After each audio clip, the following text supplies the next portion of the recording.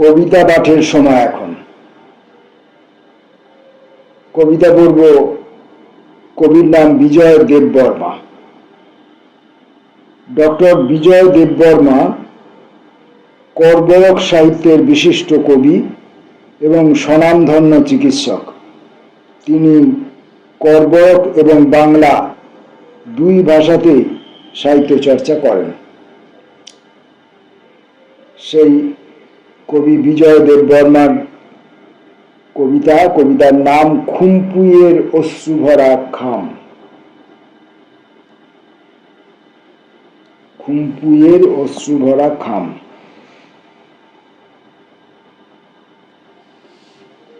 দুধ সাদা জ্যোৎস্নার রাতে চাঁদের হাসি ছাপিয়ে তার কলঙ্ক আরো প্রকট প্রকাশ করছে দগদগে ক্ষত।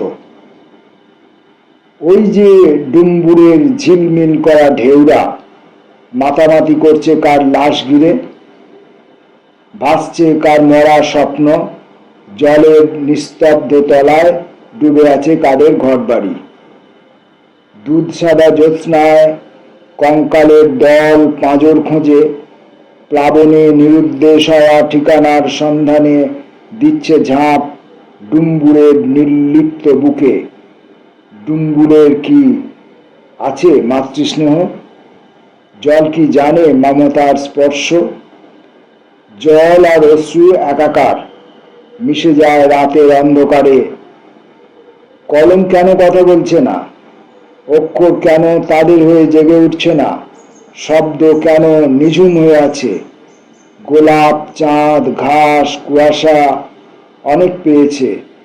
এবার খুম্পুইকে তুলে ধরো রোগ শয্যা থেকে, তার কথা খামে ভরে পাঠিয়ে দাও নির্বিকার মগ্নতায় ডুবে থাকা কবিদের কাছে।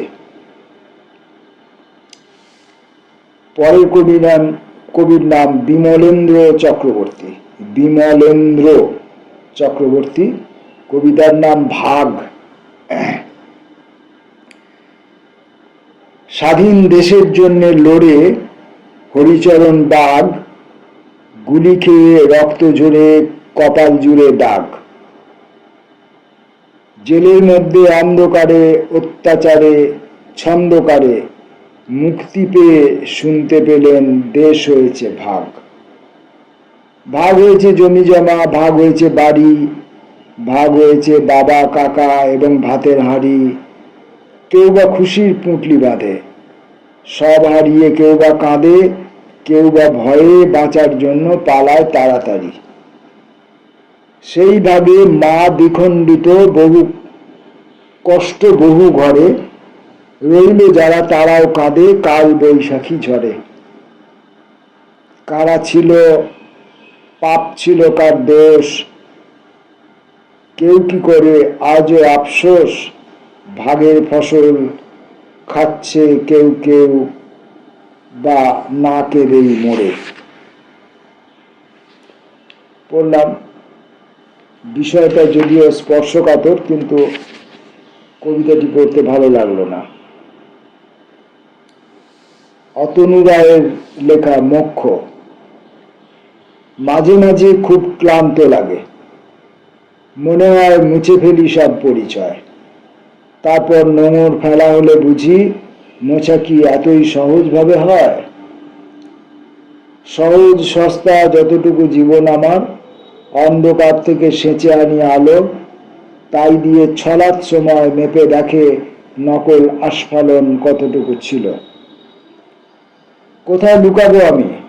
মুছে দেব কতটা অন্ধকার? রাত শেষে হামাগুড়ি পায়ে আলো তো ফিরবেই বারবার।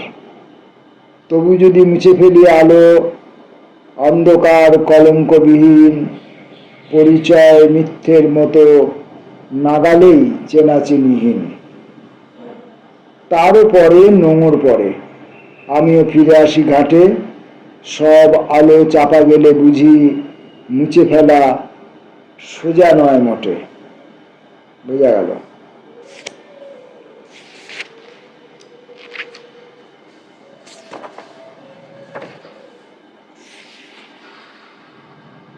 কবিতা পড়ব বাবলু গিরির কবিতা অগ্নিস্নাত। প্রস্তুত হও, আগুনকে নিয়ে ম্যাজিক দেখানোর জন্য এই অগ্নিযুদ্ধ।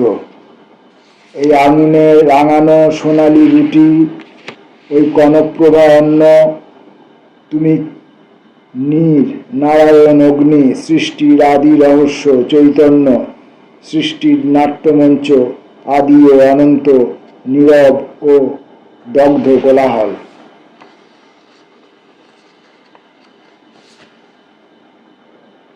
ফিরে এসো হে হিংসা পুত্র এই শান্তির ঘরে।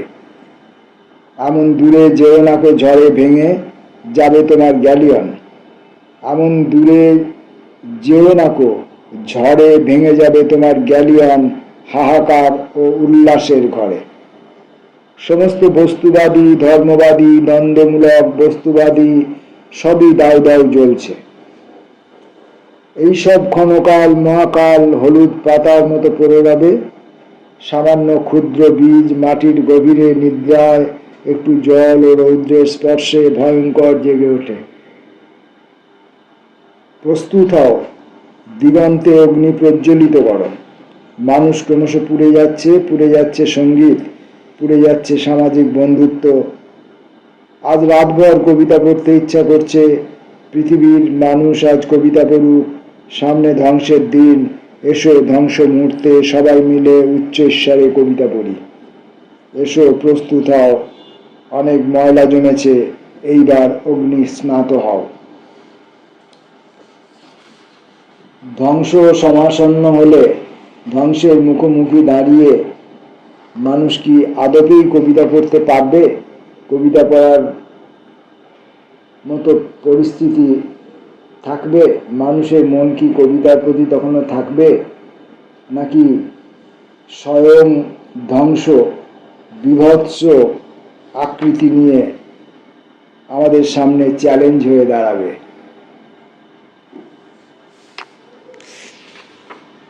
পরের কবির নাম লাকি চট্টরাজ, চাঁদ আর বনরুটি।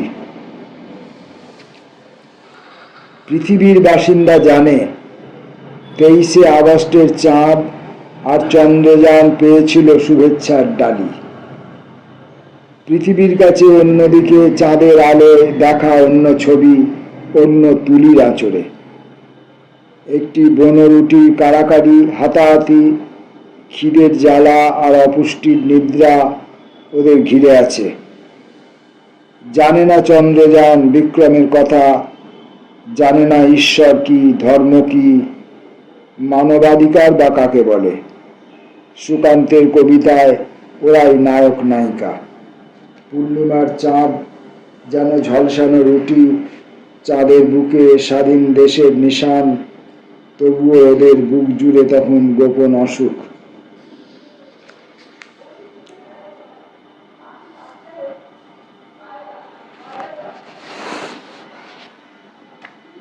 কবির নাম অনন্ত সিংহ। অন্তরালে। বাইরের কোলাহল আমার এই কবিতার পংক্তিগুলির ভেতরে ঢুকে যাচ্ছে। অনন্ত সিংহের কবিতা অন্তরালে। অন্ধকার একটি আড়াল, আমি ওই আড়াল ব্যবহার করি, সমস্ত আবরণ খুলে ফেলি, নিজেকে মেলে ধরি। ঈশ্বরের কাছে যাই, স্পর্শ করি, ছুঁয়ে দেখি এক একটি দুঃখ, বেদনা, গ্লানি, স্খলন, স্ফূর্তি, শীর্ষ সুখ ফুসকুড়ির মতন ছড়িয়ে ছিটিয়ে আছে। নিজেকে বদলে ফেলি, তারপর ঘর থেকে ঘরে, বাইরে থেকে বাইরে, অতিকায় নক্ষত্র আকাশের নিচে এসে দাঁড়াই।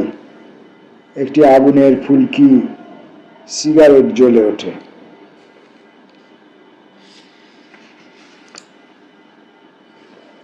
পরের কবির নাম সুবোধ ঘোষ, মনে পড়া। ছেলেবেলা মনে হলে বোঝো তোমার বয়স হয়েছে। গাছের ডাল ভাঙার শব্দ, ছায়াতল, তাল পুকুরের ডুব সাঁতার, আরো কত কি জল জল করবে। মনে হবে এই তো সেদিন, যেন সেদিনেরও বয়স হয়েছে। দীর্ঘ হাঁটার পর তুমি ছায়া খুঁজছ, মনে হবে ওই তো হেমন্ত মুখোপাধ্যায় মঞ্চে উঠছেন, লোহার বউ ধান নিতে এসেছে চিড়ে দেবে বলে। মনে হবেই। আর মনে হবে মানেই বয়স হয়েছে। বয়স এমন এক বারান্দা, সব মনে পড়েই যায়। সুবোধ ঘোষের কবিতা পড়লাম। পরের কবিতা এবং আজকের মতো শেষ কবিতা চিরশ্রী দেবনাথ। চিরশ্রী দেবনাথের কবিতা তোমাকে ফিরিয়ে কবিতা এনেছি।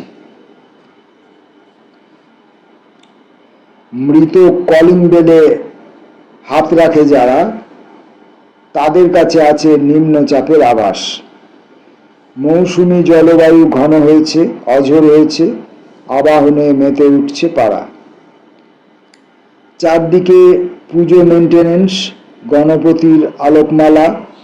জড়ো হয়েছে যারা, তাদের হাতে বিল, পোস্টারে সেঁটে দিয়েছে চিৎকার, ঠিকরে আছে চোখ মুখ। ফুল গুঁজে দিই, দেবতার মতো হয়ে যায়। অথচ আমার বুকে প্রার্থনা নেই, প্রণামের হাতে হিংসে ফুটে আছে। কবিতা পাঠের সময় আজকে কয়েকজন কবির কবিতা পড়লাম। বহুকাল পরে কবিতায় ফিরি, এবং যখন বহুকাল পরে যখন কবিতায় ফিরি, তখন কবিতা আমাকে নিতে চায় না। আমিও কবিতার ভেতর ঢোকার সহজ রাস্তা খুঁজে পাই না। আমার পাঠের সাবলীলতা তো কোনো কালেই নেই, কখনোই থাকে না।